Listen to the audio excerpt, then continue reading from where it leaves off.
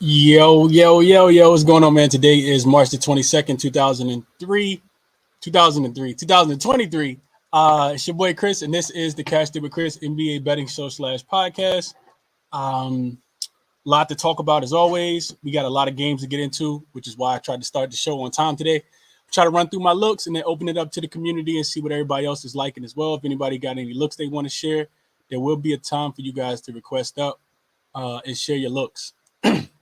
As you guys enter, I ask that you only don't send me $5, don't send me $20, $50, $100, $2.50, none of that. Just hit the like button for me if you guys can. Retweet the show, share the show.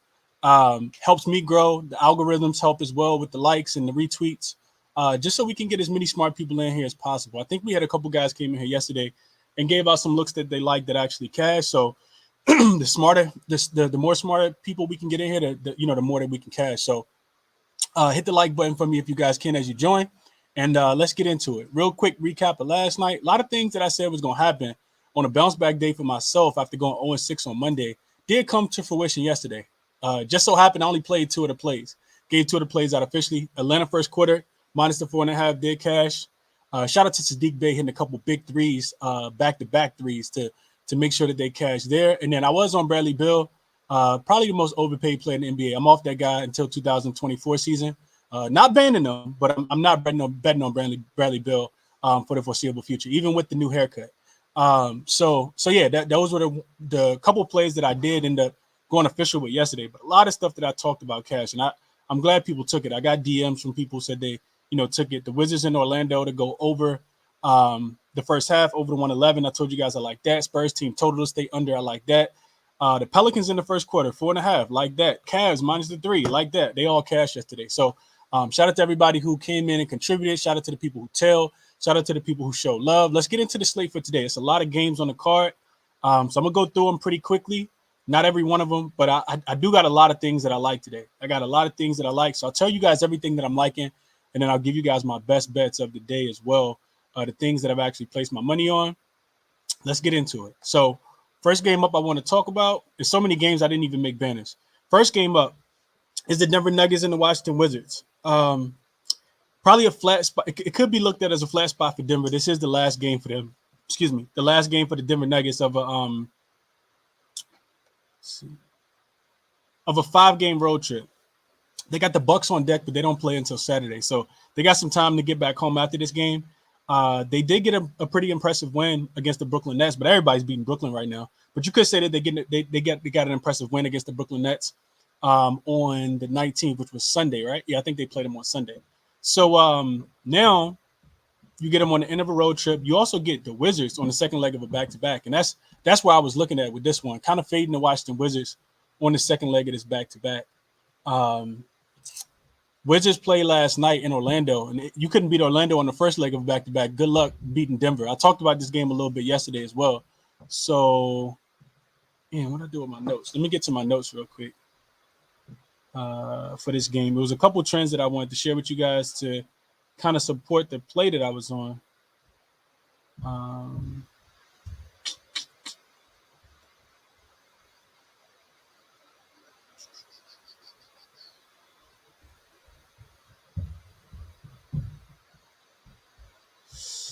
My apologies. Hopefully I can get this pulled up pretty quickly. It shouldn't take me too much longer.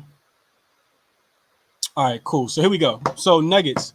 I'm on the Nuggets team totals in this one. I took the 117.5 for their full team total over, and I talked about fading the Wizards. The Wizards are 6-0 to the over.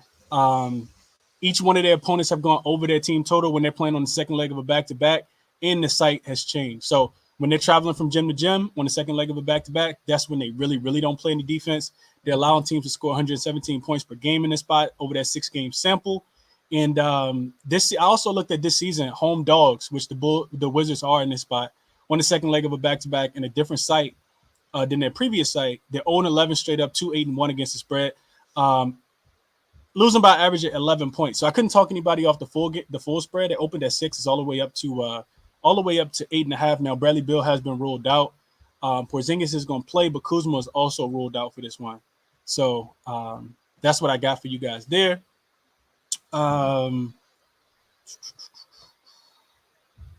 Yeah, I think that's all I want to talk about in that game. What I also say is I couldn't talk anybody off of first half over as well. The Nuggets, I like their full team total over the 117.5. And first half is 60.5, 59.5. Couldn't talk anybody off that look as well. I think the Wizards try to come out here, play pretty fast. You can't slow down Denver. Not with Jokic in the game. Denver has a full squad. They starting to pick up some steam after kind of struggling on the road recently. So I do expect them to play well in this spot. I expect them to, just the ball in this spot against the Washington Wizards team that's going to be, probably done gave up on the season at this point. I think that's why you said Bill. Next game I want to touch on really quickly is the New York Knicks traveling to Miami to take on the Heat. So the spread opened at 2, and I want to say it's still at 2 right now. Let me pull that up real quick. Typically had an eye screen up. Just make sure we aren't missing anything. I want to say it's still 2. Yeah, it's still 2. So still 2. The total in this one has went up from 220 all the way up to 224.5, 224 at some places as well. And I like the Knicks early in this spot. I know that they just took my money the other day on the first quarter in the first half, but I do think the Knicks bounce back in this spot. The Heat are not good, man. I don't know if people are paying attention, but the Heat aren't good. They are playing a little bit better recently, but when you need to trust them, that's when you typically can't. They do win games at home. They typically don't cover. I do see this game going down to the wire. But, if I'm taking a better team, I'm taking the Knicks. I'm also taking them in the bounce back spot after giving up 140 points to the shorthanded Minnesota Timberwolves. I think they'll be much more locked in, much more focused in this game. Kind of like Sacramento was at the beginning of the game yesterday when they came out and blasted Boston before getting blasted. Even though we took them against the Utah Jazz a couple nights ago, and they laid an egg in that spot. So I like the Knicks early. I did play them first half. They have the best ATS record first half in the NBA. So I took them +1 in the first half. But this is the first leg of a back-to-back. They do play in Orlando tomorrow. I looked at the Knicks. They are 5-2 straight up and against the spread as road dogs since February the 15th is when they started kind of putting it together. They're also 4-0 as road dogs in conference games in that same time span. So they play well as a dog. And typically that's really when you want to trust the Knicks. You don't want to trust them laying too many points. I think I'm done trusting them laying 7-8 points. When they're supposed to blow a team out, that's typically when they struggle. So give me the Knicks first half. I did play them plus the point. I do expect them to be winning the game at halftime. We know that the Knicks typically fade in the second half. I think it's a winnable game for them.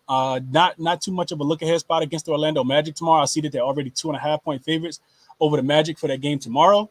But I do expect the Heat to kind of leave it all on the floor because they don't have a look-ahead spot at all. So they need the win probably more than the Knicks do. I was reading something earlier that said that if the Knicks win this game over the Heat, essentially they're 5 games ahead of the Heat because they own the tiebreaker. It's a double revenge spot for the Miami Heat. They lost both times to the New York Knicks earlier this season. I also like the under. I feel like the Knicks will come back out and play defense.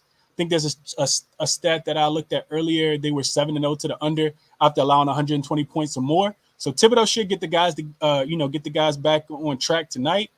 Brunson held himself accountable in the post-game interview, saying he got to be better on the defensive end, and it wasn't their offense. Wish they just would have told me they won't go play no defense, so I wouldn't have bet on them.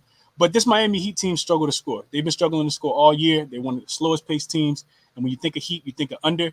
So I like the Heat, either the Heat team total under, or you could play the full game under. I did play the full game under the 224.5 as well.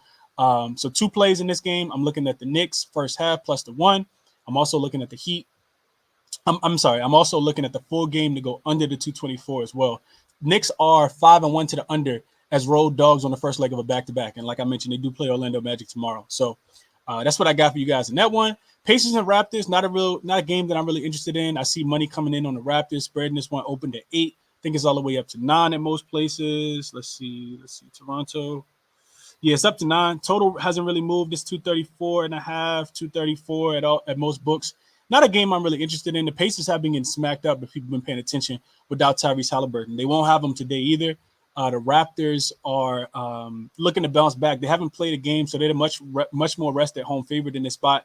Haven't played a game since Sunday, I think it was, when they lost to the Milwaukee Bucks in Milwaukee, a game that they played pretty closely. I wouldn't be surprised if the Raptors smash the Pacers. The Pacers are bottom 5 defensively post All-Star break, allowing 123 points per game.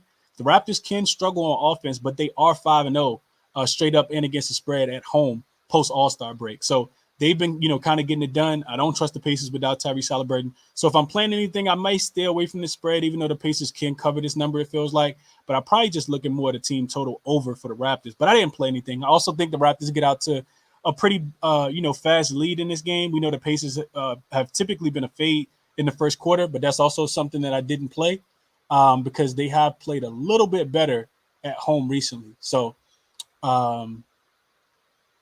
yeah, if you like the Knicks in first half, shout out to my guy Ski in the chat. Yeah, definitely take the Knicks if you like them in the first half. They can unravel, a bit in the second half. With Brunson in there, they typically don't. I just think it's a real big motivation spot. I'm looking to back teams in these motivation spots. So like I said, I am on the Knicks first half. Let me see what else y'all on real quick in the chat so I don't get too far behind. Which I thinking about the Nuggets team total over. I played the Nuggets team total over. Jay the noob. I did play it. I played the over 117.5, and I gave out my analysis around it. More so just a fade of the Washington Wizards defense on the second leg of a back-to-back. Let's see. Yeah, Bill is terrible, bro. I typically don't like bashing players, but Bill will not get any more of my money. Javi said Anthony Wilt Davis kind of game. Oh man. Let's see. Coop said I still like the Hawks plus 4.5, but sucks that Murray's not gonna play. Cat and Gobert is a fade, messing up the chemistry. Yeah, Coop. I'm gonna get to that game, but I don't have a play on that one. I think it's just way too many moving parts. And on a slate with 10 games, if I could, if I can find enough information to want to skip over one, that's one that I definitely want to skip over. So yeah, those guys are not they hadn't played well historically. I don't know if they, kind of working it out. I wouldn't put anything past Chris Finch. He's a mastermind on the offensive end. So I feel like they probably try to, figure it out. But it's going to be hard in the first game back. And I haven't really seen any videos of Cat working out. I'm not sure how many minutes he's going to play. Pretty sure he won't have a full workload. He did miss 51 games in a row. So Scotty said Monte Morris revenge game. I'm taking over 1.5 threes at plus 130 on DK. I like that narrative as well. I know my guy Munoz in the chat was talking about Monte Morris, especially with no Bill, especially with no Kuzma. It's really just going to be Monte and Porzingis tonight. And Porzingis just had a good game last night, so we know how that goes. He probably going to have 5 points tonight. So couldn't talk you off, Scotty. I think Monte Morris revenge game. I know he played well against them earlier this season. I like that look as well. What up to my guy Prop God? Tony said I need a lock. No such thing, Tony. Anything can happen in the NBA, my brother. No such thing as a lock. I don't use that word. That's a curse word in my estimation. It's a bad word, man. I ban the word lock. Anything can happen in the NBA. Tariq said I sprinkled on Jokic triple-double this morning. I couldn't talk you off of Jokic triple-double. He gonna try to get back into the MVP race. Jokic just Embiid just overtook him. So I like it. Sean said he parlayed the 76ers plus 0.5 and the under 226.5 at plus 155. So you just need the Sixers to win by a point. And you took the total up a couple points as well. I could not talk you off of that, Sean, because I like both of those looks. I actually played both of them straight, and that's the game I'm about to go to now. Kirby said, let's get this money. I have Fred double-double, Giannis triple-double. I don't know if Giannis is going to be needed as much, but I couldn't talk you off, Kirby. Best of luck to you, man. The Fred VanVleet double-double is interesting because we know the Pacers been bleeding assists. They've been bleeding points, and they can't stop anybody. So I hadn't even really thought about Fred. Fred VanVleet, I know he's been going over his assists. It was 8.5. I could not talk you off of that, Kirby. I'm going to actually write that down. Fred VanVleet double-double might be worth a sprinkle. I'm pretty sure it's probably plus money as well. Should be plus money. So Fred VanVleet double-double, I'm adding that to just to something I'm going to look up a little bit more. Let me see. Spaces looks. Fred VanVleet double-double. Luka is ruled in, as we all thought. Okay. Let's see. What else? Real quick. 100 people in here. Let's get some more likes. Least we can do for Chris. Hey, man, I appreciate that. What's good, Chris? Why did the Warriors line move so much? It moved because Luka got ruled in. So that's what I got for you guys there. Let me keep going. So not get too sidetracked. So 76ers in the Bulls game. This is one I was just talking about. And I'm with you, Sean. I like the 76ers in the bounce back spot here. I also like they took my money on Monday. I will say that I laid the 7.5 with them at home. This team was undefeated, revenge of same season losses this season when they were home favorites, and now they have a loss in that spot. But the Sixers do this. Oh, Kyrie got ruled out. Somebody just DM me said Kyrie got ruled out.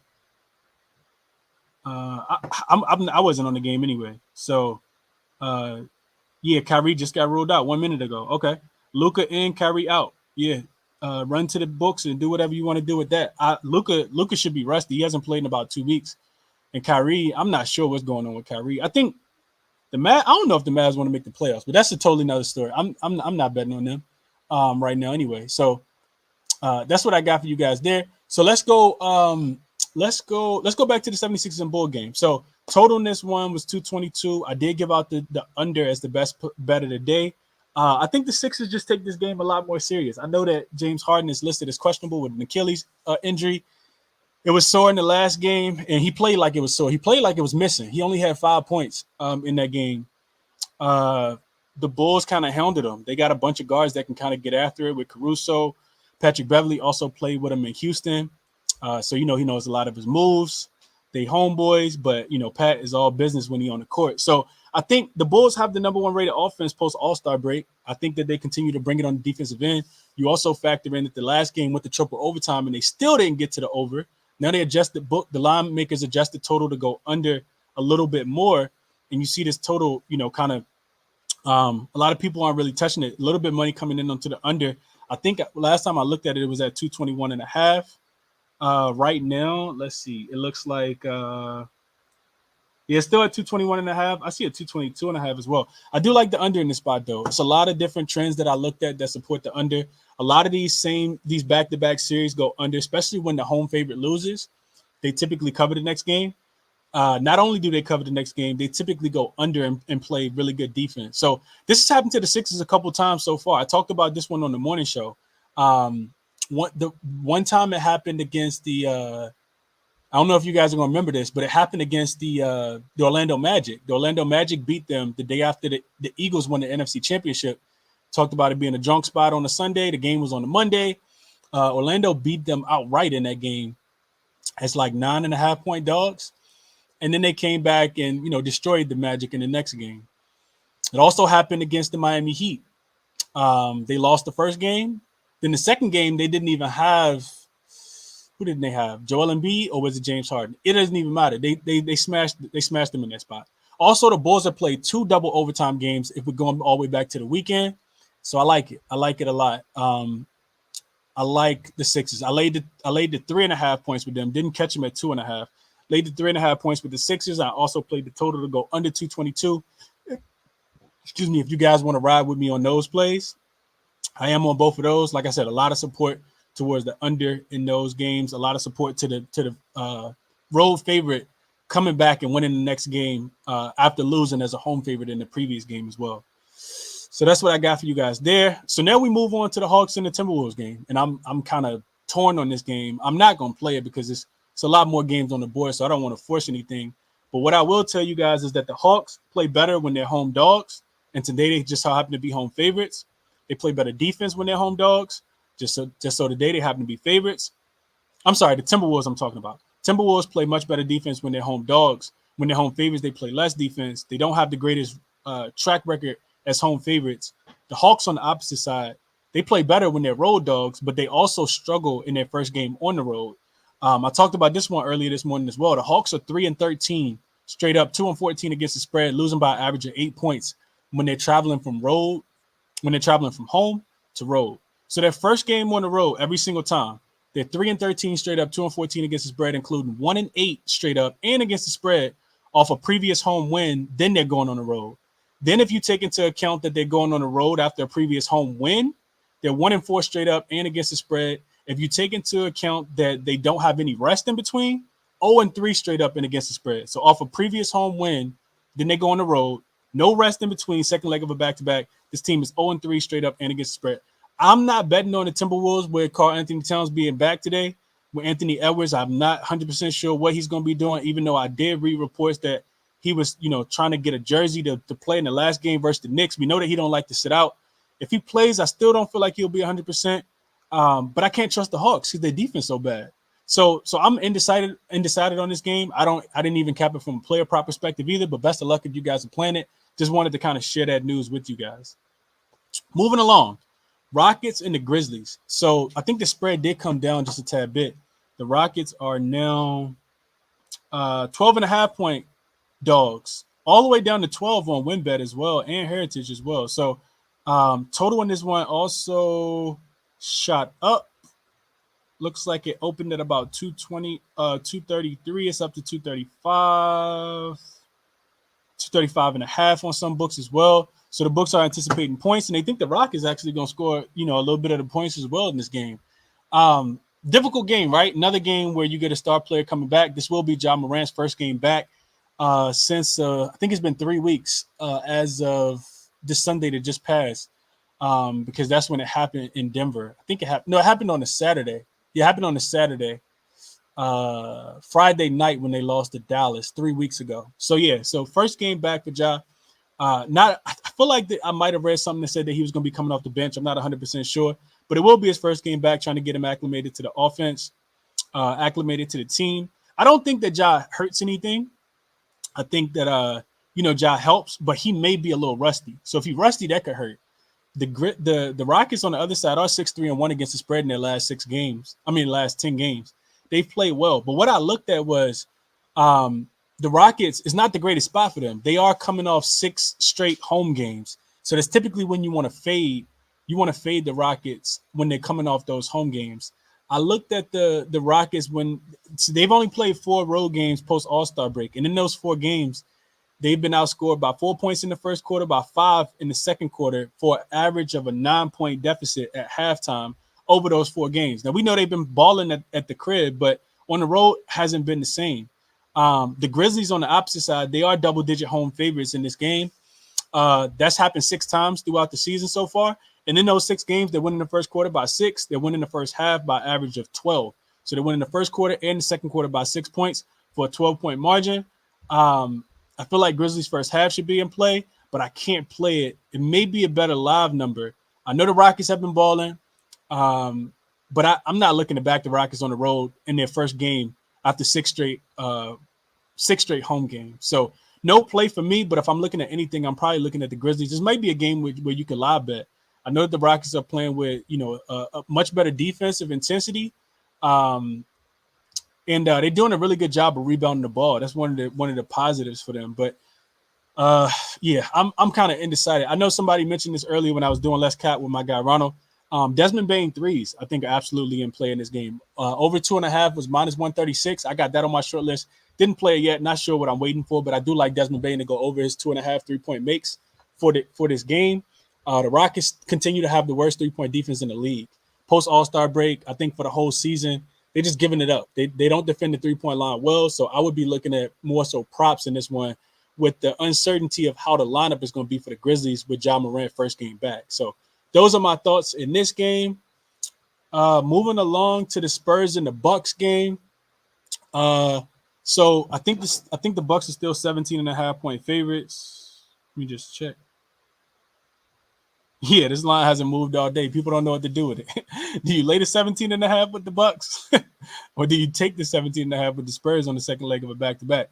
One thing that has changed is the total has shot up. It opened at 233. It's all the way up to 238. So the books, I think, are anticipating a lot of points, and probably from the Bucks side, not so much from the Spurs side. I can't tell you guys exactly who's in and who's out for the Spurs. I know, matter of fact, yes, I can. I'll tell you guys real quick, because maybe that influences, how you want to kind of play this game.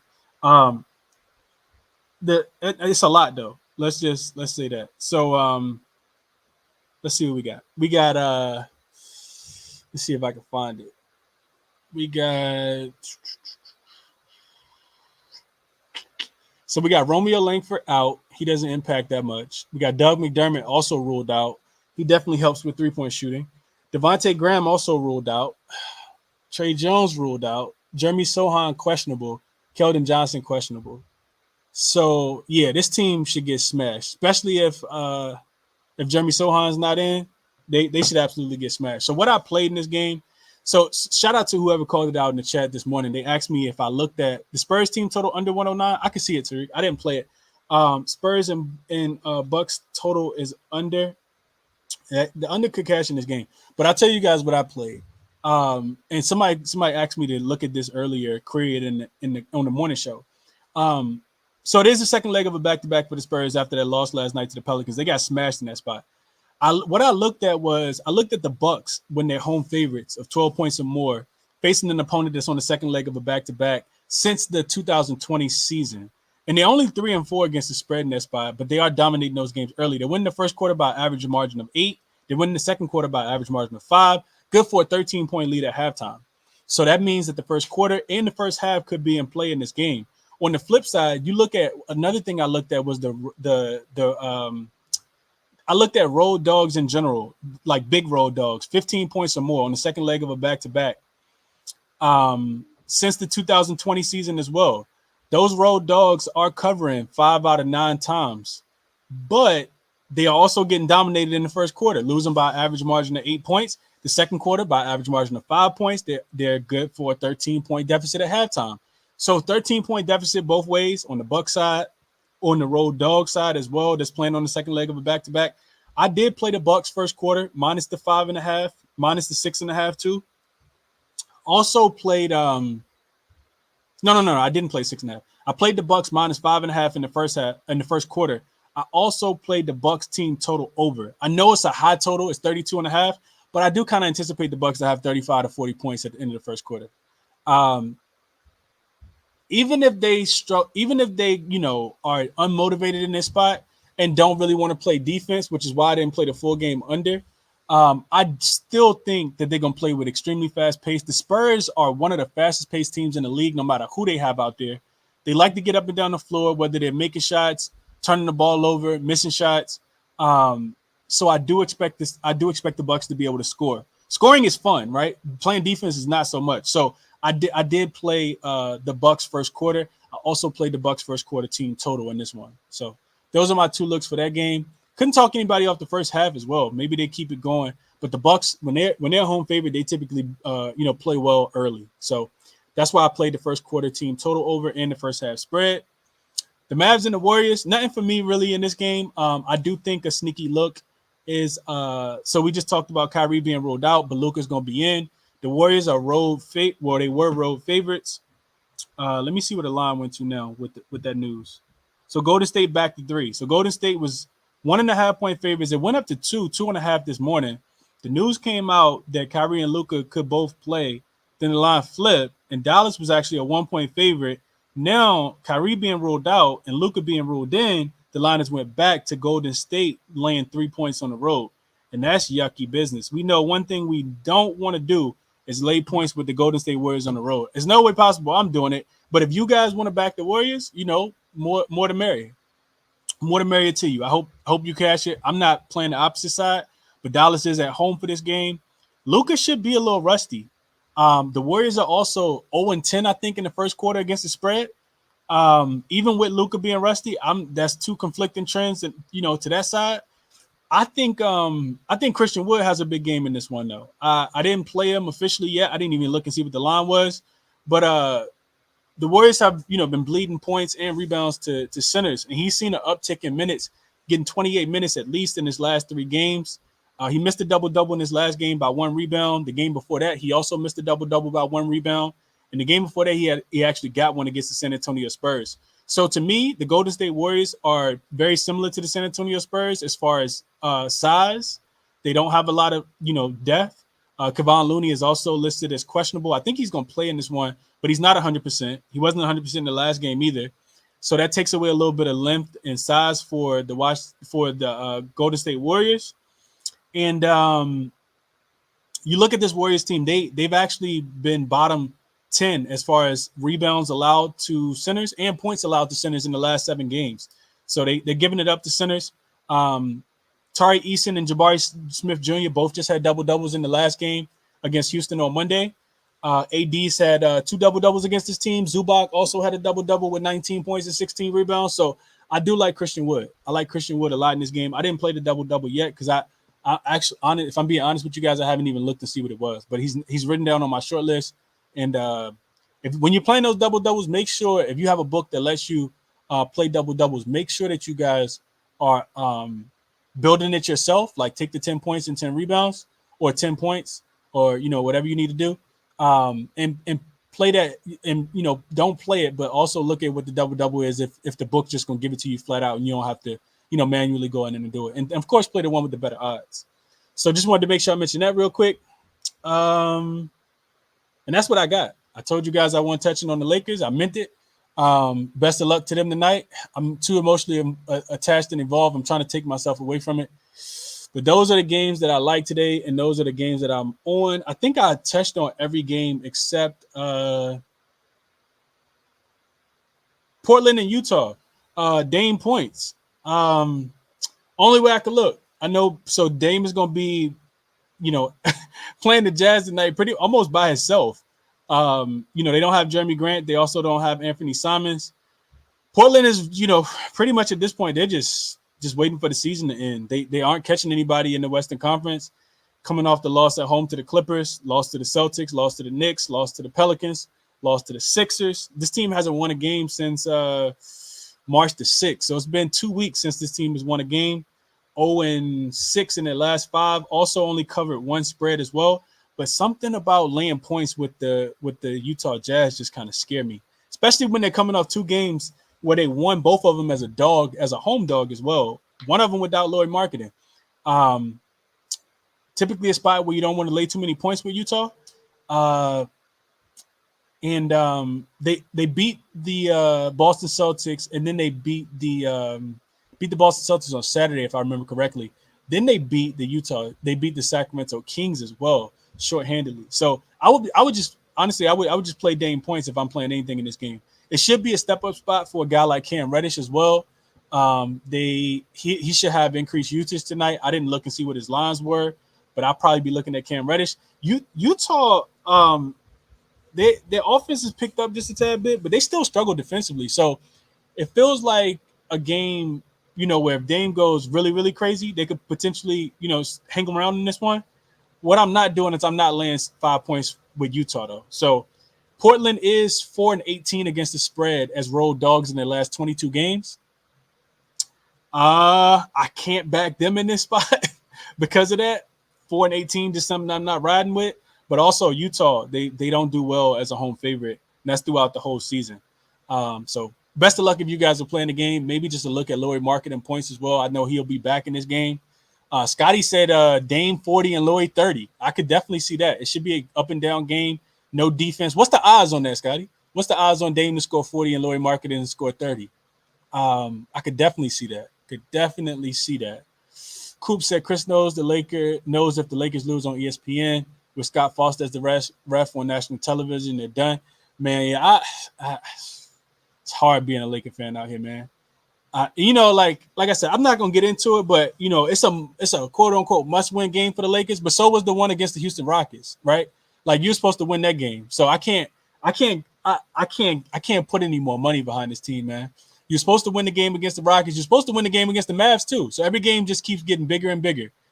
And hopefully we don't fold like cheap tents tonight. But best of luck to him, man. I'm not talking about him though. If you guys want to talk about him, if you got a play on the game, you can definitely request up.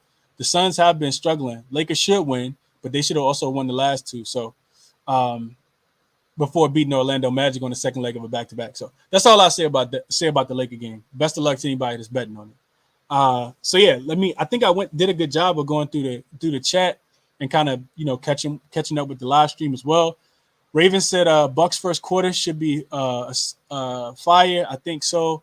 Auto fade of the Warriors on the road. I'm not backing them again. I know that they did just come off a cover, but that was against the Houston Rockets, laying double digits in that spot. And they were able to win, but it was close until the third quarter. Also, they didn't get to their team totals. Gregory said, how do you feel about Bobby Porter's double-double? It's plus 300. I like it. I know my guy RC is on Bobby Porter's double-double as well. Big spread. Bobby Porter's typically plays well. He'll have a bunch of garbage. I mean, not that he isn't a part of their main core group of guys, but he should play a bunch of minutes tonight. So I do like Bobby Porter's double-double. San Antonio don't have a lot of big men. I think Zach Collins not even a big man. I don't know what I'm talking about. So Bobby Porter should eat tonight. Put it like that. I do like his double a lot, Gregory. I didn't play it yet, but I might put a little sprinkle on that as well. And Scotty said that Dame 40 points and Lauri Markkanen 30 points is plus 360. That's That's nice. I like I like that. I like that. I'm gonna write that down. Let me put that in my notes section real quick. Appreciate you, Scotty. Dame to score 40 tonight, plus Lauri to score 30. I gotta see how Lauri. I feel like Lauri be fine, bro. And then all of a sudden he just pop up on the injury report. He finished the game the other night against the Celtics when they won on Saturday. Then for some reason he didn't even play the next game. Like, I don't know, bro. I don't know, man. But yeah, that's what I got. So I've been talking for 35 minutes, way too long. If you guys wouldn't mind, like I said, don't send me a tip. I don't want your money. Your $5 bill, your $10 bill, your $20 bill, your $100 bill, keep it, man. Get you a meal, buy yourself a nice T-shirt or something, get a tattoo or something. You can find a cheap one. Just hit the like button for me. 162 people watching on YouTube right now, and 350 in the Twitter Spaces as well, man. So I appreciate you guys. Let's see, real quick before I go to the chat. Uncut said, I don't think Dame going for 40 tonight. They've been talking about shutting him down. Seems like we have given up on the season. I'm about to start smacking his unders. Best of luck, Uncut. I think Dame goes for 60 and then he shut it down tonight. I think he go for 60, they lose, and he shut it down tonight. I think that's the script, Uncut.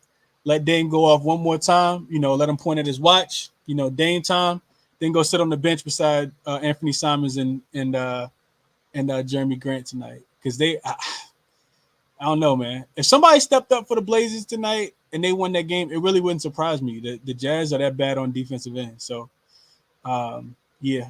Kirby said you're on the Lakers first quarter. Best of luck to you. Can you put your plays at the bottom of the screen? Absolutely, Nick. I'm glad you said that.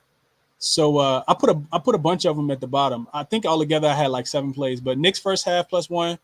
Philly, Chicago under 222. Philly -3.5. Bucks first quarter team total over 33.5. Nuggets team total over 117. If you guys are watching on YouTube, they're all at the bottom of the screen. There was a couple more that I didn't add. But if you guys were listening, you guys should have probably heard those as well. Knicks and the Heat to go under 224.5. I did play that officially as well. Yeah, I think that might have been the only one. Then prop wise, I talked about really liking, and it's probably plus money as well. Really liking, what's my guy name? I'm drawing a blank. Damn. Man, I'm getting old. Hold on. I talk about basketball so much, I don't forget what I like. What's his name? Play for the Mavericks. Christian Wood. Christian Wood double. I like Christian Wood a lot tonight. And I do like Dame points. I think Dame goes off tonight. Let's get to the chat real quick. Frag, getting you connected. Saya, getting you connected. Ben, I'm coming to you. And Vaughn, I'm coming to you as well. What up, Frag? Yo, Chris. What's going on, brother? I'm good, my guy. How you doing, bro? Calling, man. Another day. So 2-on-1 yesterday, man. John Collins came through. Got kind of too cute with a Kongu.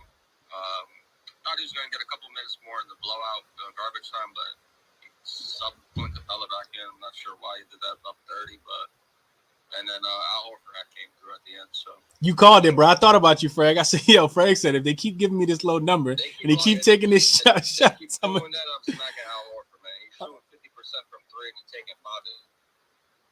I like it, Frag. I like it, bro. I could not talk you off of it. Al Horford in the playoffs too. He's gonna be sneaky in the playoffs. I think I've always been a big fan. That's a fact. That's a fact. But I got a couple plays here today. First one I gave out yesterday, man. Booker 31.5. Man, this is a smash spot today, man. In LA, going against AD, Kentucky duo. You just seen what happened against Shea.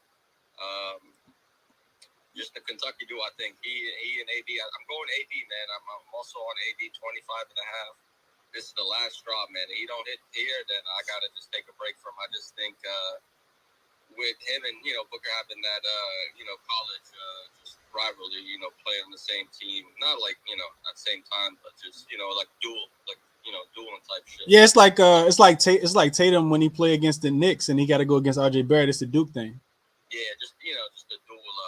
My only problem with AD is just they don't put him on the nail enough, man. Like you see where Jokic and Joel Embiid and Giannis, all these big dudes, they operate at the nail.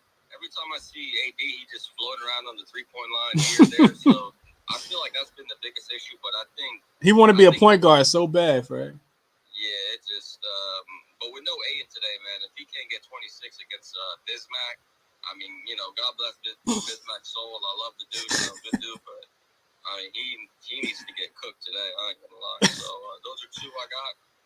And then I'm going Luka, man. I got Luka PR 40 and a half. I just think I seen Tim Hardaway got ruled out, and Kyrie's already ruled out. So I don't think Luka is. I think he's going to be more scoring and then just kind of not really facilitating because, I mean, he only got really Christian Wood out there, and then the rest of them are just kind of just. I mean, it ain't really too much out there. So I think his PR 40 and a half is a good look as far as just fast-paced game. Warriors chucking a bunch of threes up. I think he could definitely get 40 and a half PR. And then my last play was DeRozan 22 and a half. I mean, this is just too low. This is too low of a line. I think with the minutes he's been playing, and we say a lot of teams, they got to win, but the Bulls are actually showing like they care. Like I've been watching them lately. They've actually showed like they're trying to win games and they're putting the effort in. I think with Pat Bev that came in. They're kind of listening to Pat Bev as far as just, playing harder, playing defense, rotating this, rotating that. Just, I like that. I like from the Bulls. I can definitely put my money behind them. So I'm going him 22 and a half for Martin. Yeah, you make a lot of great points about the Bulls. All of that is so Tyrese Halliburton is ruled out. We knew that already. Chris Duarte is also ruled out. I think everybody knew that already as well. But you make a lot of great points on them, Frank. And everything that's coming from the locker room in Chicago is just that, past what we need. He's a motivator. He brings a lot of great energy. He pushes us. He holds us accountable. So I like it. I just need them to lose today. So hopefully DeRozan go off for you, and I need them to lose by 4 today because I took the 3.5. Yeah, and just with the Wizards, how the Wizards have just fell off. I feel like the Bulls have just solidified. I feel like they're solidified in the playing. So it's kind of just like, let's just go out there and go play hard. And even if we make mistakes, like we're in playing. You know what I mean? So it's kind of just like the do or die factor is kind of not really. They can kind of breathe a little bit. If they mess up or choke a game or just make mistakes. Yes, sir. I like it, Fred. Best of luck to you tonight. You got a question? Yeah, actually, that's a funny part. I was looking at, I'm taking a hard look at, man. If James Harden get ruled out, man, I'm taking a hard look at Joel's assist or Tyrese's assist. I don't understand the lines. I feel like if you go look at the game logs with Joel, as far as him playing without Harden, his assist rates are pretty high, man. I think he's cleared this 4.5 line they've set at plus money.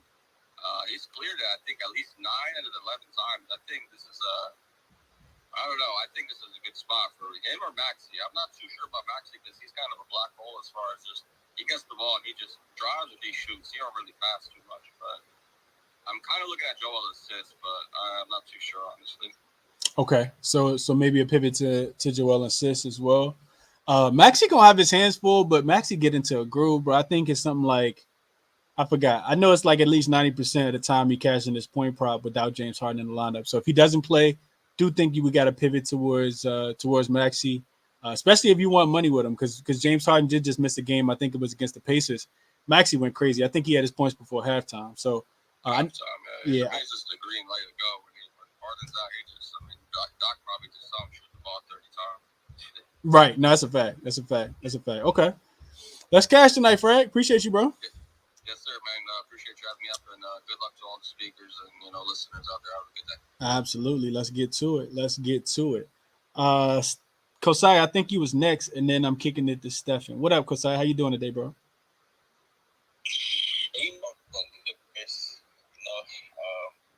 What Killian, 21 points last night. Cash on there.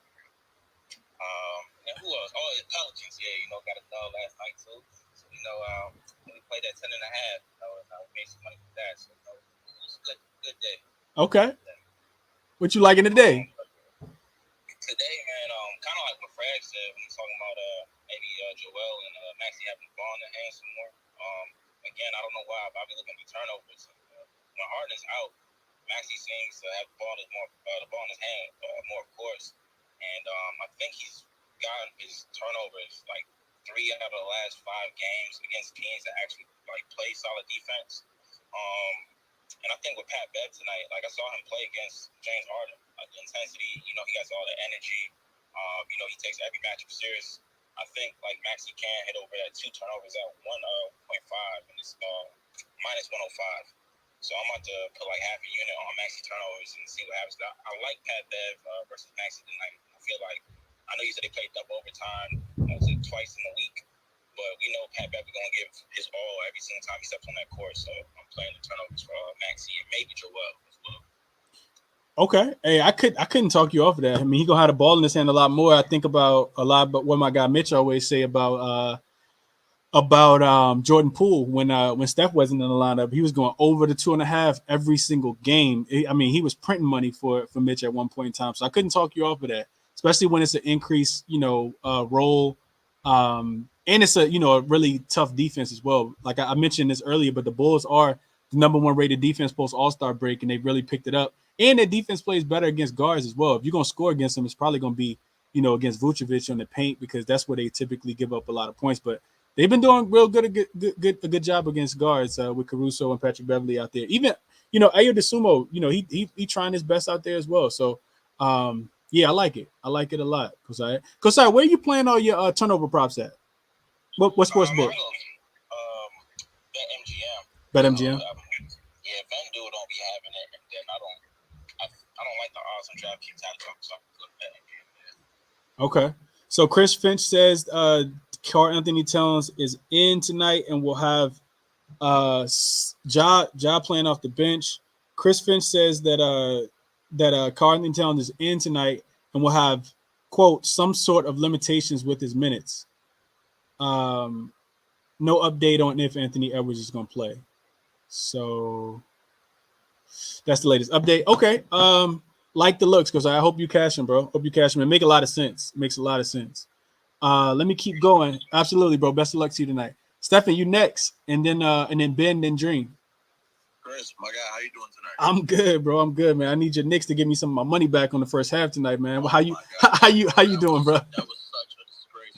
Torian Prince, the man had 30 points all month of March, and it had 33 against us. Hey, bro.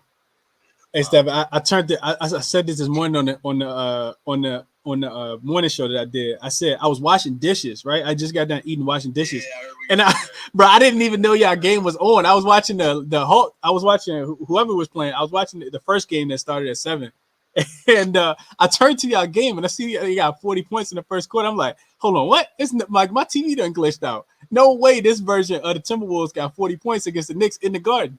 Man, but you know what? I digress. Go ahead, Steph. What you on today, my guy? That game was wild, but bro, listen, this game with the Knicks and the Heat, I think this is a game where you don't have to worry about will the players show up, blow out. This is the season for the Knicks. This is the season for the Heat. They're in that 5-6 battle. I'm just turning towards the dogs, man. I got 4 plays in this one. My first one is Tyler Hero. I took both his 19.5 points, and I took his threes up to 3, 4, and 5. I just think that this is the classic, the guy who blows up the Knicks game. I could be way off, but his last game against the Pistons, he was terrible for 3 quarters, had 12 in the fourth, and after the game, Spoelstra said that going forward, he's just going to write fourth quarter on the clipboard because he said he wants him to have that mentality. So I think he's going to be coming out gunning. This is a Knicks team where if you look at them versus guards in the last 4 games, Conley had 24 points and 3 threes. Murray had 25 points and 5 threes. Dame 38 and 8, D'Lo 33 and 6. When Tyler Hero plays the Knicks, last 4 games, 29, 25, 25, 21. He's hit over 3 threes in all those games. I just think this is a clear spot for him to blow up tonight. I just think that he's going to be playing down the stretch. It's a game where the Heat desperately want to see if they can stay out of that play-in. I like Hero tonight. And for that same reason, I love Jimmy Butler. I love those 2 steals because, one, whenever I can fade R.J. Barrett, who only has a left hand, I'm always going to do that. Jimmy's going to be on him. It's going to be a game that's going to be low scoring, like you said. He's had a steal in 2 steals in 5 of his last 7 at home, 4 of his last 5 versus the Knicks. I'm just not overthinking this. It's just he's going to get those 2 damn steals versus the Knicks. It's like clockwork, and it's plus money. For that same reason, too, I love Bam to get a block, but the last time these 2 teams played, it was plus money, and then the books caught on. So a center gets a block versus the Knicks every game. I always say that. Last 10 centers to start versus the Knicks has a block. Bam has a block in 8 straight versus the Knicks, but it's minus 150. So for that reason, I put the Bam block with 1 Jimmy Butler steal to get to plus money. And my final one, which this isn't really data-driven as much as it's just gut and heart and narrative and everything, but Julius Randle's PRA at 38.5, I have to take it. Like, you got to take it. One, it's the first game after Willis Reed just passed away. Randle, if you can listen to his press conferences, always talks about building the culture with the Knicks, finding a home. He had a great article today in Newsday talking about how Willis Reed meant so much to the culture and so much to him, how much he's trying to build it up. The fact that they're both freaking lefties, Randall's 9 out of the last 10 over his number on the road, I got to play it. I usually say that Bam owns Randall, but I think that you could see, as you saw last game, this dude could just get stupid, hit a bunch of threes, and just go crazy. So I'm over 38.5 for his PRA for tonight. Damn, that do seem kind of low for as much as he's been doing. Yeah, I mean, it's a weird spot because he does tend to have a tough time against Bam. But he cooked them last game, though, right, Steph? Didn't he have 43? Oh, he went crazy. Yeah, he went crazy. But they all were contested shots. Like Bam's hand was in his face. They were just like, yeah, he's going stupid. He had the walk-off 3 to win. I remember that. Riley in the background. I mean, listen, I think sometimes we feed too much into these narratives, but like something like that is just like, I gotta play that. Yeah, I meant to. I always have all these thoughts. I meant to start the show out with condolences to Willis Reed, man. I totally forgot about that. I meant to start the show off yesterday with that.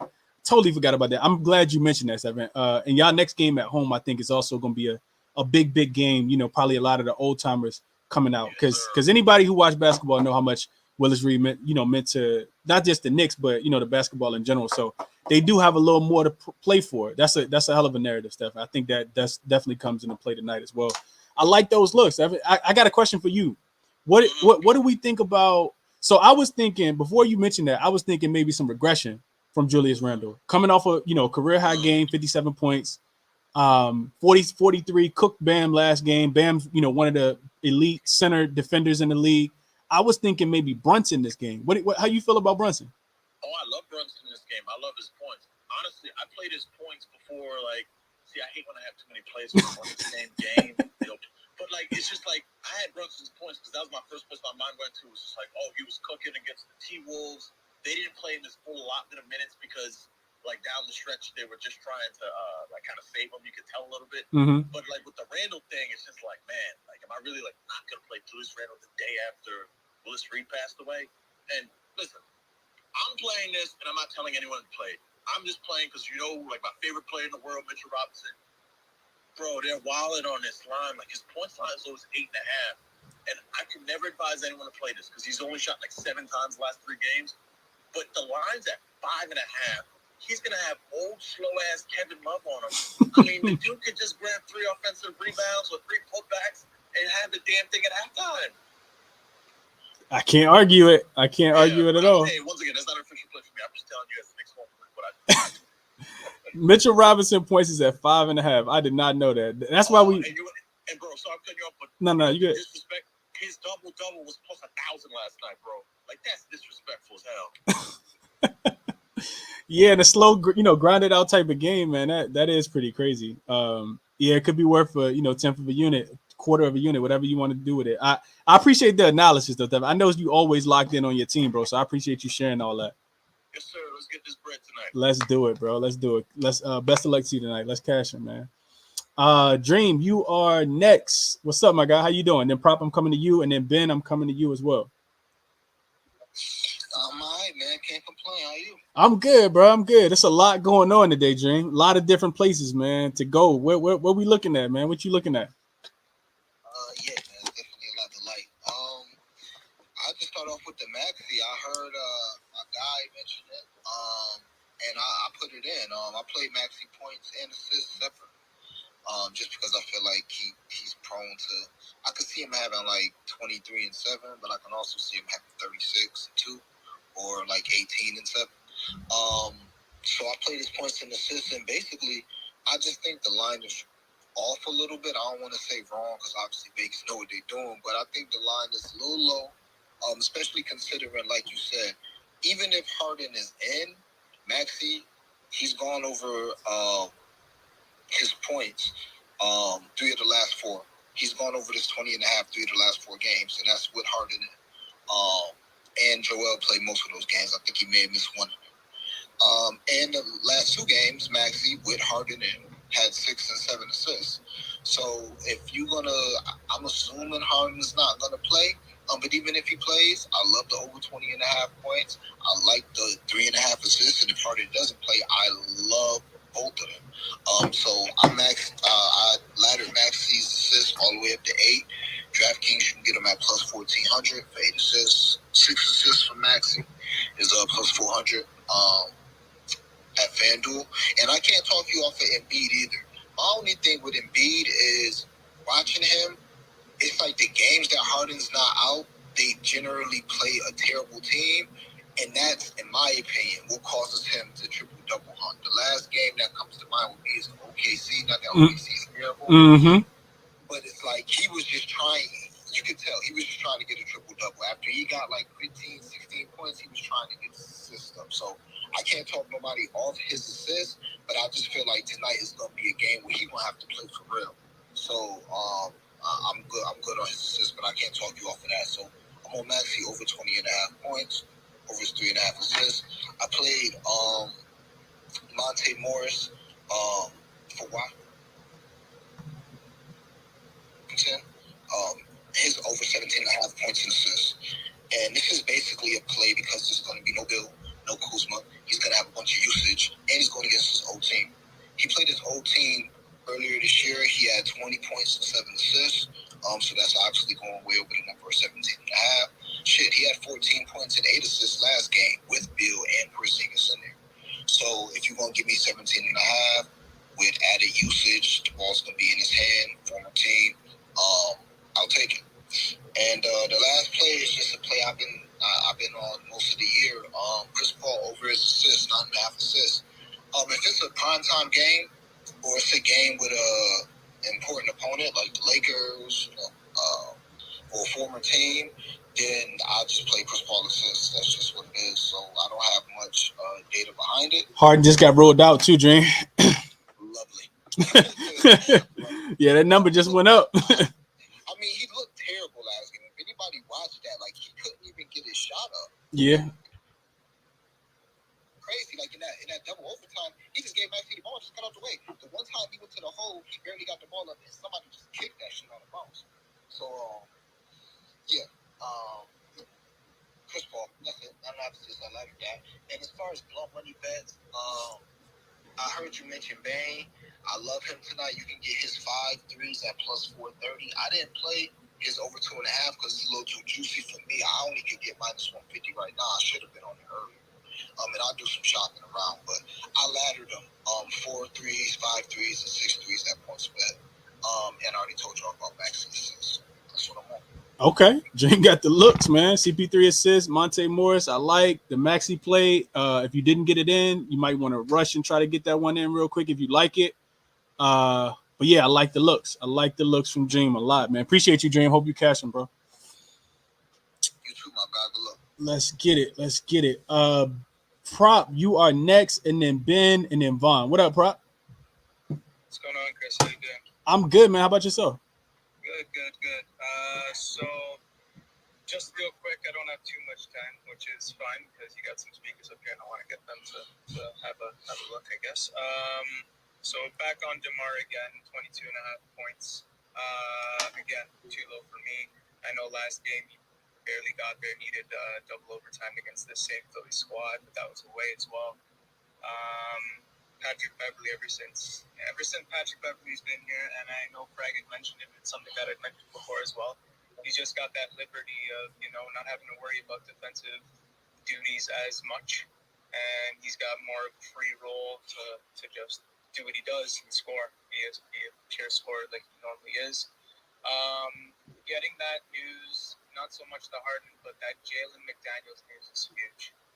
Huge defensive piece for Philly. Him being out again is huge for DeMar's production tonight. So I really like the 22.5 again. With Patrick Beverley in the lineup at home, he's only gone under 23 points once this season against Brooklyn Nets. So that's one. Also, another one that I think Brad was also on. He's pretty much picking me on all these plays. Jokic, I believe it was 23.5.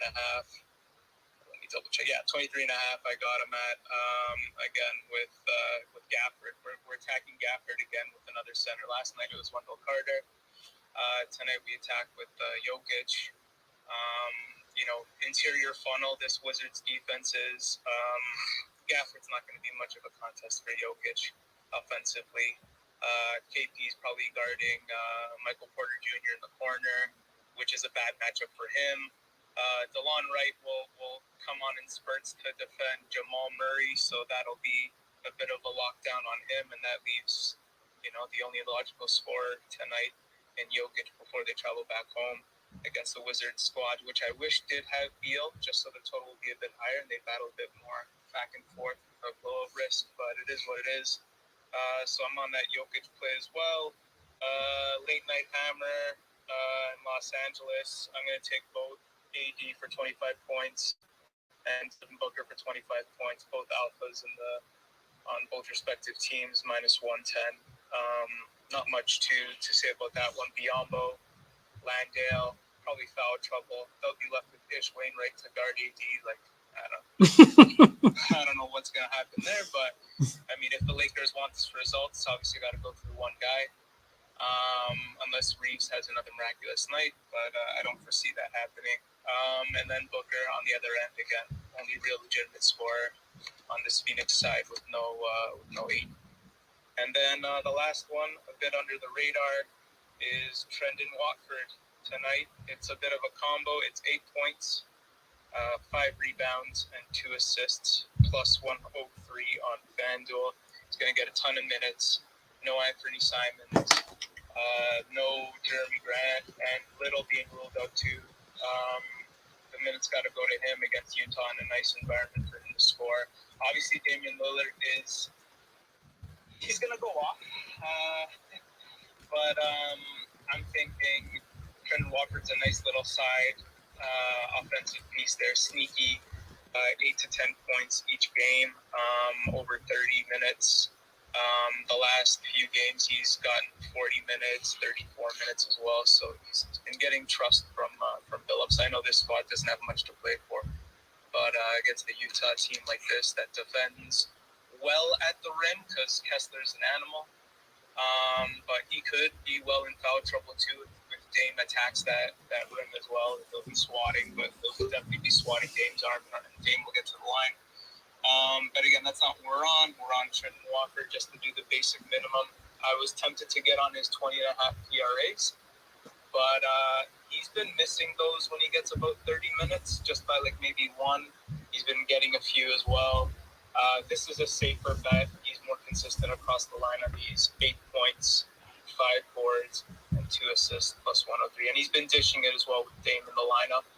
I don't think he's gone under 2 assists once when he's gotten these minutes, which I foresee him getting over 30 minutes tonight. Probably just dishing layoffs to Dame.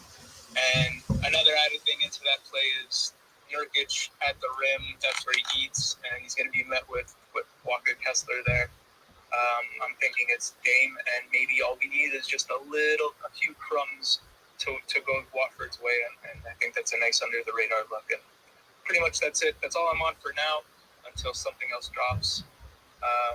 Thanks for having me up, man. No, absolutely, bro. I appreciate you sharing all the looks and all the insight, man. Probably been on fire too. So if you guys looking for the winners, make sure you give my man proper follow. He been going crazy in the NBA. Last time, I think might be 5-0 on the last 5 plays they gave out. Maybe even more than that. I can't remember exactly, but No, you've been going crazy, Prop. I appreciate you contributing, man. Appreciate the looks, and I hope you cash them. Nobody is really talking about Trent Watford a lot at all, but I see Coop mentioned him in the chat as early as well, and that is a good look because, like I said, there's no Simons tonight. It's also no Jeremy Grant. The production gonna have to come from somebody. I mean, even if Dames goes out there and scores 60, right? Somebody else still gonna have to score the ball as well. And if you keep relying on Matisse Thybulle to score, best of luck. So I like the Trent Watford play as well. Like that look a lot if people have been watching them play. I remember them playing last year when they were trash and getting blown out by 40 points every single game at the end of the season. People started betting on them. It was around this time of the year. That takes me back, Chris, because there was another guy I'm pretty sure you remember too that was like an MVP Hall of Famer, late season garbage time player. And that was, if you remember, Jalen Ward for OKC, just grabbing boards. And it's funny, his last name was Ford. Like, he was boarding everything in sight. Absolutely. I don't even know that dude that right now. He's probably in Australia somewhere, but yeah. Yes, sir. I do remember that. But yeah, you're right, bro.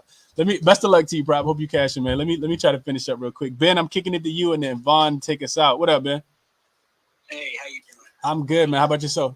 I mean, we just got to keep hoping that Martin insists so we get some Kelly Olynyk guys. Yeah, I know, right? I think he in today, though, man. He is, unfortunately. But, man, they just don't adjust those lines. I think we're on a couple good things today. I'm on Steph Curry. Play him however you want. Points, PRA, threes, whatever you want. This is going to be a tit-for-tat game against Luka, I think. He torched the Mavs, in Dallas earlier this year. His volume on the road has been, insane. He's averaging like over 22 shot attempts since he's come back from his injury on the road, and 12 three-point attempts. And he's got a plus matchup for both, point guards for points, rebounds, assists, threes, primary ball handlers, and primary scoring options. I'm on Steph basically any way you can play him tonight. He's been averaging like 31 and a half, 32 points per game on the road, over his last 7, and he hasn't even shot the ball well. He's below his season averages. So we should get some positive regression with his shooting percentages too. I just think that these lines are just a little too low. I really like Steph tonight. The sneaky play I'm on is John Collins. I'm very, very happy that Atlanta blew out Detroit last night because, Collins didn't get his full allotment of minutes, so the books couldn't properly adjust his lines. He scored 15 points in 3 quarters of action last night. No DeJounte Murray. I think Collins sees a bump in usage with a full game. But the real thing here is that I just want to pick on Towns. I love Karl-Anthony Towns, but he ain't power forward. That's just not what he is. I was looking at the games that he and Gobert played together, and these kind of like stretch forwards, like these stretch fours, like athletic fours, they're just torture. To the point where like even like Draymond Green was going for like fucking 20 against him. He just can't play defense on the perimeter. Collins got 10 attempts last night in 26 minutes. Assuming Bogdanovich don't play again tonight with DeJounte, I think we see 12, 13 shot attempts. I just point blank, I think Collins is going to be putting Towns on skates. So if we have 13 shot attempts and we get him at 12 and a half points, which is what I got him at earlier today, 12 and a half for minus 115, I love it. A lot of those are going to be at the rim.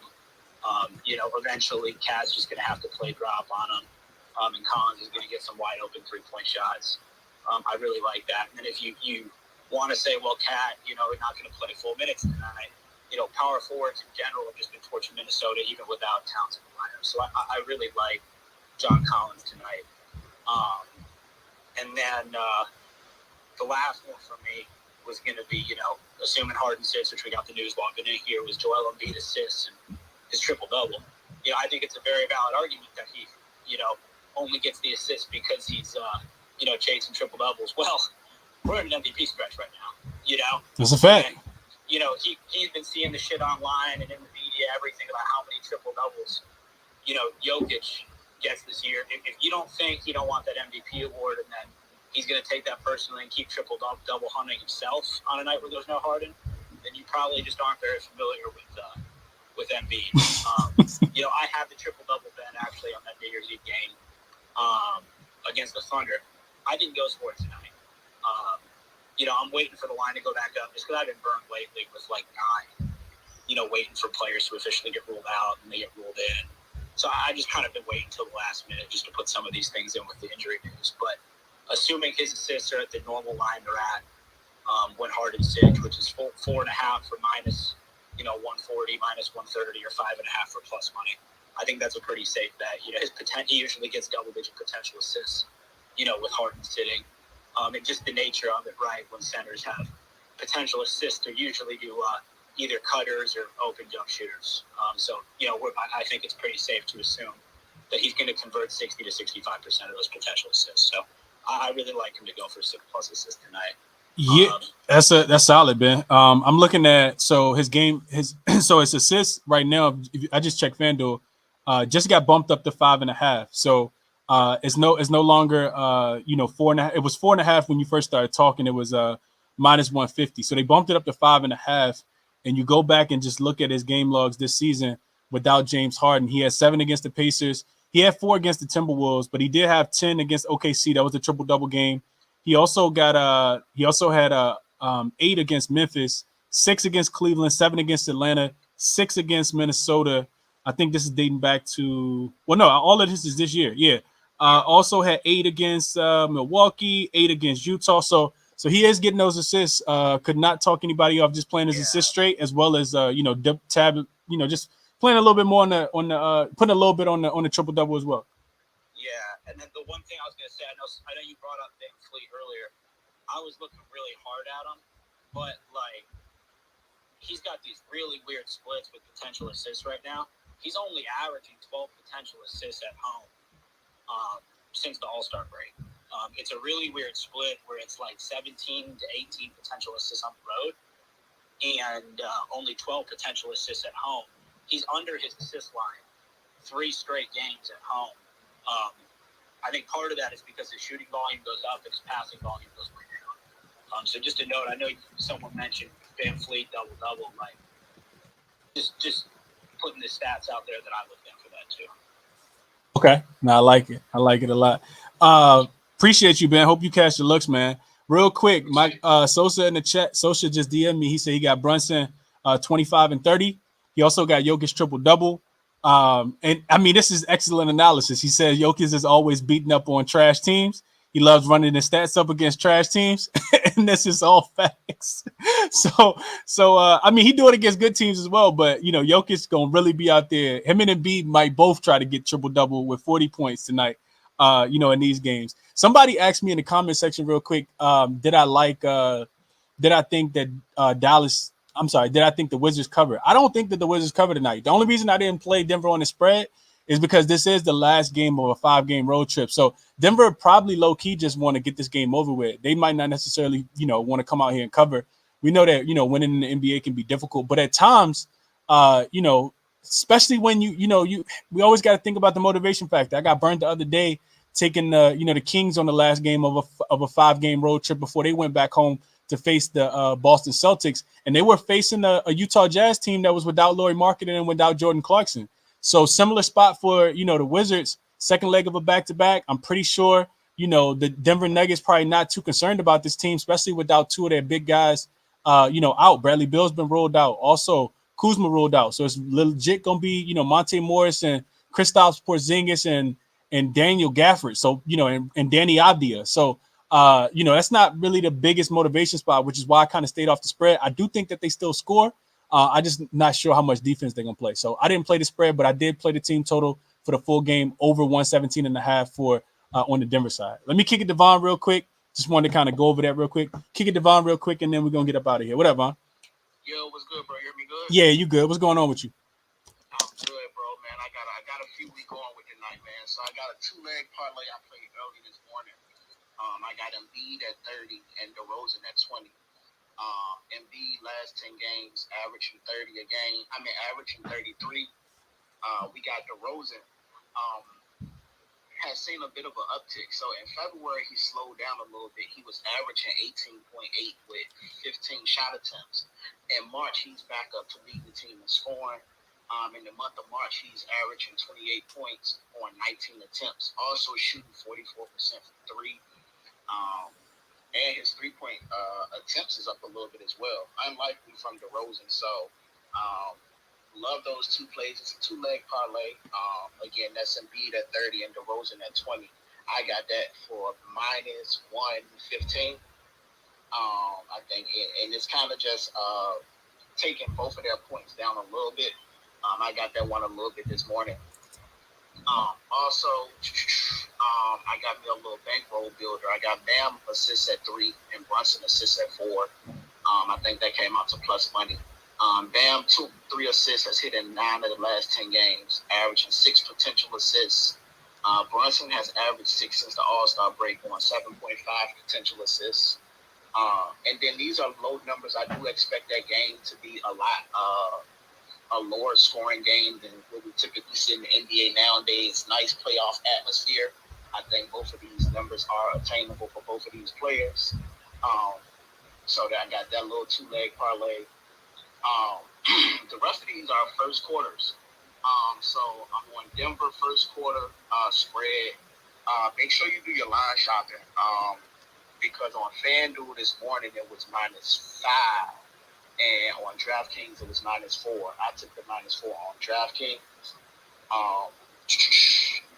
Let's see. I'm on Toronto first quarter. I got it at minus, I think, 2.5. The analysis behind that is Pacers are ass without Holiday. And that's about all the analysis I got for that one. And then I'm going with the Grizzlies first quarter as well. I think they turn up with Ja coming back. Typically, we don't like to take the star player coming back because they typically come back and fuck the lineup up. But I think Ja come back. I think the crowd is ready to see Ja. The players is ready for Ja to come back. And then I think you talked about it before where sometimes when you got a bunch of shit going on off the court, the best thing you can do is be back on the court playing. Because that means you can, the focus can be basketball again. I think they come out tonight and they turn up. And then this is also a system play for me. So one of my plays I always play is any team that's been at home for longer than 4 games or more, I'm always willing to go against them that first game on the road. In the first quarter? Been at home, in the first quarter? Yeah, in the first quarter. Yeah. And Houston been at home, what, 6. month of March. Yeah, 6 games. Yeah, they've been at home probably like 2-3 weeks. So I'm rolling with John and the boys at home, man. And then my degenerate bet of the night, man. I cashed a nice little ladder yesterday. So my degenerate bet for the night is Damian Lillard for 7 threes and Desmond Bain for 6. I got it at plus 2,500 on points bet. Say it one more time, Ron. Is Desmond Bain for how many? Desmond Bain for 6 and Dame for 7. And Dame for 7. Okay. Man, that's my little. I think Dame hit them for about 53 today, and then he shut it down for the rest of the season. That shit plus 2,500 on points bet. And then we know Houston is just bad at defending the 3. I listened to so much shit. Who was this? It might have been Munaf, it was Munaf talking about how bad Houston is at defending the 3. Yeah, they worst team in the league. Yeah, for sure. Worst team in the league by a long shot, man. So I'm going with Desmond Bain to hit 6 threes at plus 750. I play his ladder up to 6. And that's what we on tonight, man. I got a couple of little bankroll builders in my Discord. I got like 10 cheat sheets that I've been putting some time into. So I'm going to play a couple off there, man. We're going to gamble a little bit tonight. Oh, I'm on the Milwaukee first quarter as well. You took the team total or you took the spread? I took both. You took both. Okay, yeah. I took the team total and the spread too. Yeah, I did too. It's hard not to, and then like looking at these games the last like week or two, you look at teams versus the Pistons and the Spurs specifically, they're giving up about 34, 35 per first quarter. Like they're not even trying to make it close or keep it close. So if y'all want to come out there and get y'all ass whooped from the jump, I'm cool with that. I'm gonna just get on it early. Yeah, I'm on that Milwaukee. I like it. I think it's something to like just one to go ahead and like coast through the game so you get out to a big lead and then you can get the reserve players in. You ain't trying to play the whole game, so The sneaky looks would be Giannis to go under his points, rebounds, and assists because he don't have to play the whole game. But I'm not playing it. You know what I mean? So, and one thing I wanted to mention too, Vaughn. The only reason I didn't back the Grizzlies, even though I think that they do come out here, even though the Rockets have been playing better. The only reason I didn't back the Grizzlies is because the Rockets been playing a little bit better, and it's Ja first game back, and we did just get information that Ja's going to only play about 20 or so minutes tonight, low 20 minutes, I think is what Taylor Jenkins said. But the trend that you kind of talked about, I looked at teams coming off a 6-game homestand, so 6 games in a row. Then they go on the road and they a 12-point dog in the next game. Since the start of the 2014 seasons, those teams, it's only happened 4 times. Those teams 0-4 against the spread, losing by 30 points per game, losing the first quarter by 9, losing the first half by 9. Losing the first quarter by 9, losing the second quarter by 9. They're down by 18 points at halftime. So that trend says that the Grizzlies should smash these boys tonight. But I didn't play it because, like I said, it is Ja first game back. So I didn't play it. But I just want to watch and see, how they do. But it could be a smash spot for sure. Hey, and that's why I didn't put a full unit and a half on this one like I typically do. It's like 0.75 for me. Typically, just because I don't know what they're gonna look like with Ja coming back, but the crowd reaction he got the other night and the way they've been talking about Ja's return in the media, I think they come out excited for this one. Yeah, that's a. I'm glad you mentioned that, Vaughn. So it's 2 different components there. First of all, you playing against Houston. You're probably not getting up for that. You know what I mean? Like. You the Grizzlies, you're probably not getting up for a game against the Rockets, not to cover the full spread. They are kind of lacking in the standings, and they got caught by Sacramento. I mean, not my fault, not by Sacramento. Who they get caught by? Who the 3rd team out west now? Who first out west? Denver, right? My fault. Yeah, you're right. So they got caught by Sacramento. So they got a lot to play for, but like you said, it's gonna be turned up in there tonight for sure. It's definitely going to be turned in there. The plan for Ja and, this excitement that's going to be in the building around that, I think is more intensified than, them playing against the Rockets. And, we just think that they're going to play well. So for those reasons, I do like that. I like that a lot, Vaughn. I just want to kind of wrap up because I have been on for a long, long time. I appreciate you guys for rocking with me throughout the entirety of the show. For everybody that jumped in whenever you guys could, find time. 123 people still over on YouTube and 333 still listening on Twitter as well. I just want to go over my best bets real quick, and then I'm going to jump off of here. Vaughn mentioned Desmond Bane threes. I like him a lot tonight. Didn't play those yet, but I probably will. I am going to play Desmond Bane threes. And everything else is kind of below at the bottom. Not a lot of player props, even though it's a lot to like tonight. I kind of encourage people to, if you haven't placed your bets yet, I kind of encourage people to scale back just a tad bit. If you're a $50 better, maybe you play, a couple. If you like a lot tonight, maybe you play a couple $25 bets. Same thing if you're a $100 better, maybe you play a couple $50 bets. If you're a $10 better, maybe you play a couple $5 bets instead of playing $10 on everything. So just take your unit, kind of cut it in half if you're gonna go, pretty big on with your volume tonight. But officially, I did play the Knicks first half plus the 1. I think that they had a lead at halftime. I also think it's a winnable game for them as well, even though it is a double revenge game against the Miami Heat. Also, I did play and make a video for the under in the Philadelphia 76ers and Chicago Bulls game, under 222.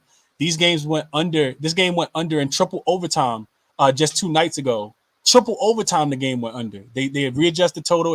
I think it goes under again. A lot of support towards that. I do think Philly bounces back in this spot. They're my favorite spread pick of the day, minus the 3.5. And then the Bucks first quarter, I talked about that one as well. Fading a 17-point underdog on the second leg of a back-to-back says that the Bucks should finish with the first quarter scoring about 40 points tonight. Spurs like to play fast. I took the Bucks team total for the first quarter over 33.5. I also played them on the spread minus the 5.5 earlier as well. I think it's 6.5 now. That's a big number, but they should smash them. Jeremy Sohan just got ruled in as well. And then the Nuggets, I talked about the team total. Couldn't talk anybody off the first half, over 59.5, over 60, but I played it full, just the full total, over 117.5. I think that they score a lot in this matchup against the Wizards tonight, with the Wizards being on the second leg of a back-to-back, a road home back-to-back at that. So that's what I'm on. Chris, how do you feel about the Mavs? I'm indecisive on the Mavs, Tyler. I don't want to play Luka in his first game back. Definitely can't back the Golden State Warriors on the road as a dog against any team that has a legitimate shot to be able to score points. I think if you plan that game, I think I'm doing what Ben talked about. I'm just taking Steph points. He's the guy that's the most consistent player on the road. I want to say it's something like 9 out of 10. I don't see Frag in here no more, but I know Frag cashed on him the other day. And I rolled with Frag on that play. So I couldn't talk anybody off just taking Steph points. The Mavs don't have anybody. Nobody has anybody that can guard Steph. So when Clay's not feeling it, when, Jordan Poole is kind of going through a lull, which he has been recently, Steph is the guy. So if I'm playing anything in that game, I'm probably looking at Steph points over, but I didn't play that officially. Just kind of giving you guys some advice there. But that's what I'm on, man. All the plays are at the bottom. Tomorrow is what's tomorrow? Tomorrow's Thursday, so no morning show. But I will be back tomorrow evening, 5:30 for the ChrisBeCappinn NBA show. I never even changed the banner. I didn't even pay attention that I didn't change the background. I was supposed to have this is not the Cash with Chris show. This is the ChrisBeCappinn NBA show. But I will be back tomorrow for the ChrisBeCappinn NBA show. If you're new, hit the like button for me. Also, if you're new to the Twitter space, jump over to YouTube. There's a link that's in the last tweet that I tweeted, so you guys can follow and subscribe on YouTube. I do these shows every Monday, Tuesday, Wednesday, Thursday, and Friday at 5:30 Eastern time as well. So come back again. Here's some great analysis from myself and some of the other sharp handicappers in the NBA betting community. Yeah, I'll be back tomorrow. Yeah, that's it. That's all I got. I'll be back tomorrow, man. Best of luck to you guys on all your action tonight. I'm out.